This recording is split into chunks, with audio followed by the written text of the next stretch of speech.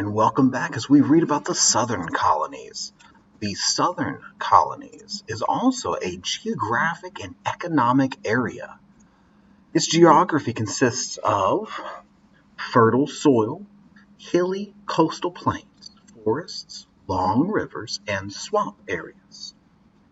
The natural resources of these Southern Colonies involve lots of fish, forests, timber, and good agricultural land. Farming was very important here. They spent a lot of time exporting agricultural products to other colonies, especially cotton and tobacco. Very early on in the South, because of Jamestown, tobacco becomes very, very important. Involves a lot of labor, so they involve themselves in slavery.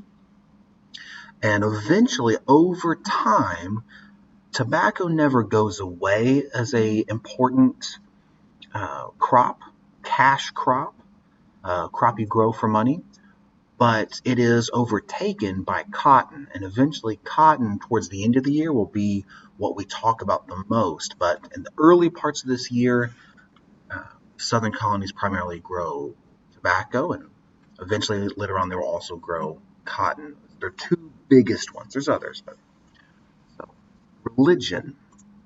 The religion in the Southern colonies was not dominated by a specific religion, and that gave way to a certain amount of religious freedom for Baptists, Anglicans. Remember, Anglicans are like that's another word for the Church of England, and that would be exactly what the Pilgrims and the Puritans had been leaving from. They were in the northern colonies. So the northern colonies and the southern colonies, even on a religious level, there was a lot of differences.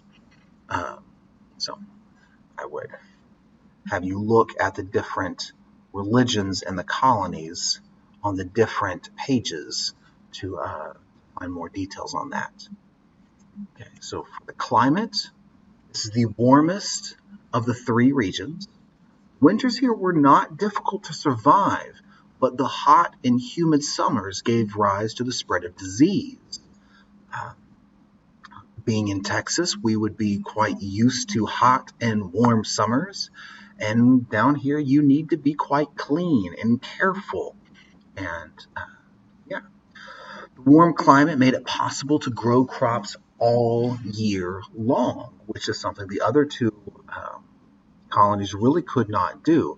And that made it ideal to be a plantation. A plantation is a huge farm, but it is not designed just to grow food for you and your family. It is designed to grow a crop in a huge, overwhelming amount so that you could sell it to other people, make a lot of money, and then buy what you want. What were they trying to sell? Well, tobacco would be the first, and eventually cotton will overtake it.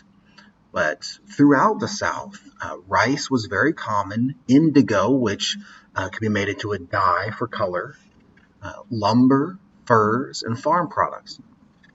The northern colonies did probably the most fur trapping, etc. But there was a lot of that in the other two as well. All right. So, 1607, that's when the Virginia colony was settled. It was originally settled at the Plymouth settlement as Jamestown. Now, Jamestown was de-established, as in no longer a colony in 1691. Jamestown had a charter. Well, Virginia did not. So when the Plymouth settlement was de-established, when that went away, the Virginia colony became a royal colony. So Virginia technically started out with a charter, but lost it because Jamestown ceased to be a colony. Virginia was royal, but it did used to have a charter. It was mostly Anglican and Baptist. Major towns were Jamestown, Williamsburg, and Richmond. Richmond will eventually become its capital. In 1633, the Maryland colony is the next southern colony to be settled. It was a proprietary government. That would be, once again, person is given control of the colony by the King of England, and all that person has to do to maintain control is pay a tax, a large tax, to the King of England. It's mostly Anglicans and Baptists, Anglicans being Church of England, and the major towns will be Baltimore and Annapolis. 1653, you have the North Carolina colony. This is a royal colony. It was Anglican and Baptist. Brunswick Town and Riley would be the major towns there. In 1663, you have the South Carolina colony established. It was also royal in nature, so all hail the king. Anglican and Baptist were the primary religions practiced there. Now, don't get me wrong, these were all Christians. So they were all the same religion, but they are different denominations, as in Baptist and Anglican are both Christian, Baptist and Quaker both Christian. They're just a different denomination. It's like a subsect, a sub-part. They're all Christian, but they believe slightly different things.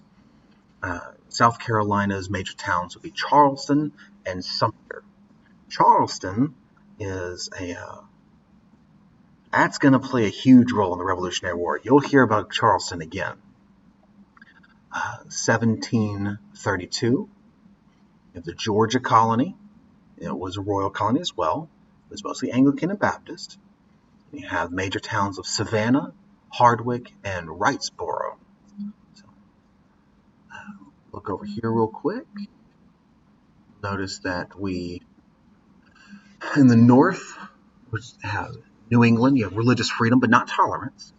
And the mid-Atlantic, or the middle colonies, you have limited diversity and tolerance. So just because of the Quakers, they had a little bit more tolerance than the others. And the South was simply not settled for religion as a motive. It was almost exclusively for either money, or in the case of Georgia, it was a place to send debtors, people who owed money or had been criminals. And England said, we don't want to put them in jail, so go to Georgia. Bye. Back. But religion was not a motive in the South. So people did not come to the South for religion.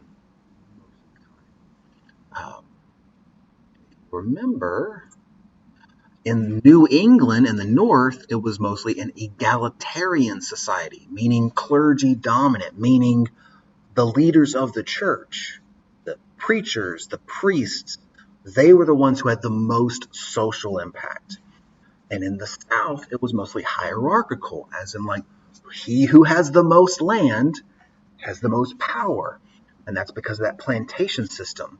If you have the most land, you can grow the most tobacco, cotton, rice, etc., and you can make the most money. And if you have the most land, you have the most influence. Yeah, I hope this was helpful.